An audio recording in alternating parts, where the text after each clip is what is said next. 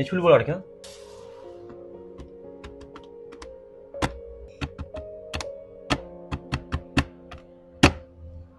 Aka, ro'parasi 2 million so'm bo'pti. Xo'p, hozir.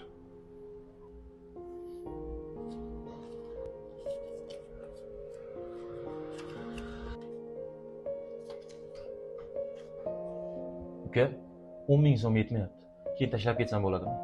Aka, uzr bera olmayman. Baraka topkur. Sizga 1 million 990 ming so'm beryapman.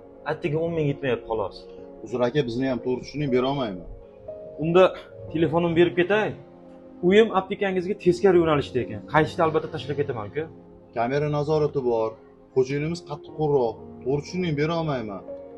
Ani kishi kim? Akam, Akangiz ekan-ku, shu kishidan oling. Yo'q, yo'q, menda pul yo'q. Sandiq akalarni qo'ru. Mayli aka. Faqat tezroq tashlab qo'yasiz. albatta yetkazaman. Rahmat, uka. Rahmat. Sog' bo'ling aka. Menga bundoq qarama. Pulim bo'lsa beraman, yo'q bo'lsa men beraman.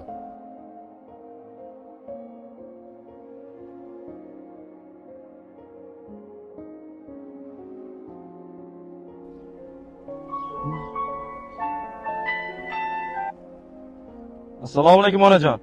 Nima? Yaxshimisiz ona? Yaxshimisiz? Rahmat. Akangizni ancha mazasi yo'q. Bir yo'q darmonida xabarat qo'ysangiz bo'larkan. Xo'p bo'ladi onajon.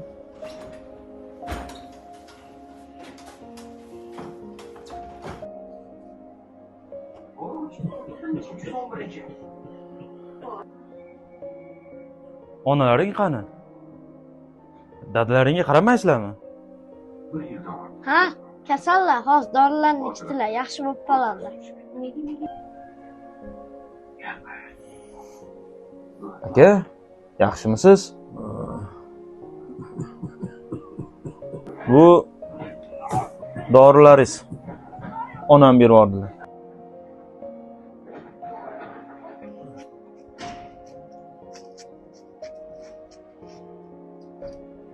Hayot qizig'ida ota-onaga mehribonlik qilmaganni mehrga zor qiladi.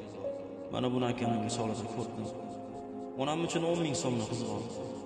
Endi esa farzandlari beparvo, ayoli beparvo, o'zi esa qiynalyapti.